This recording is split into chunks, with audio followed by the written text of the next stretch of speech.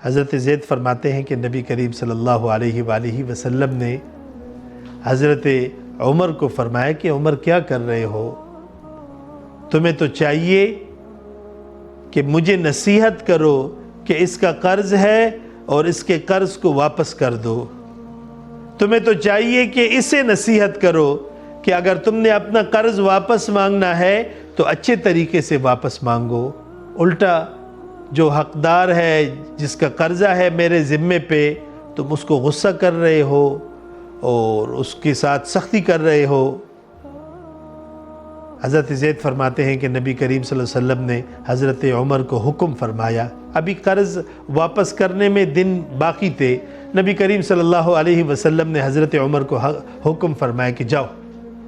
اور اس کا جو قرضہ ہے وہ قرضہ بھی واپس کر دو،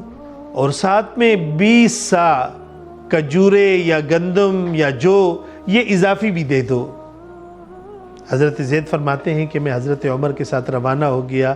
میرا جو قرضہ تھا نبی کریم صلی اللہ علیہ وسلم کے ذمے پہ وہ انہوں نے ادا کر دیا، ساتھ میں 20 سا جب اضافی دیے تو میں نے پوچھا کہ یہ کیا ہے؟ تو حضرت عمر نے فرمایا کہ نبی کریم صلی اللہ علیہ وسلم نے مجھے تلقین فرمائی تھی کہ قرض بھی ادا کر دو، تم نے اس کے ساتھ سختی کی ہے، غصہ کیا ہے، یہ تو حقدار ہے،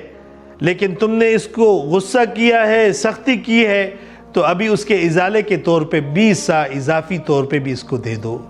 حضرت زید فرماتے ہیں کہ جب میں نے یہ سنا تو میرا یقین ہو گیا کہ تورات و انجیل میں اور انبیاء بنو اسرائیل نے آخری نبی کے بارے میں جو صفات اور علامات اور نشانیاں بیان فرمائی تھی وہ سب اس نبی کے ذات اقدس میں موجود ہے۔ یہ ایک صفت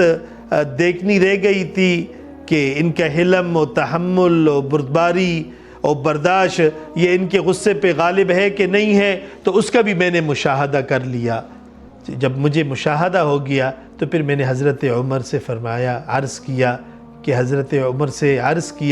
کہ اے عمر تو گواہ بن جا، اور میں نے اللہ اور اللہ کے رسول پہ ایمان لے آیا۔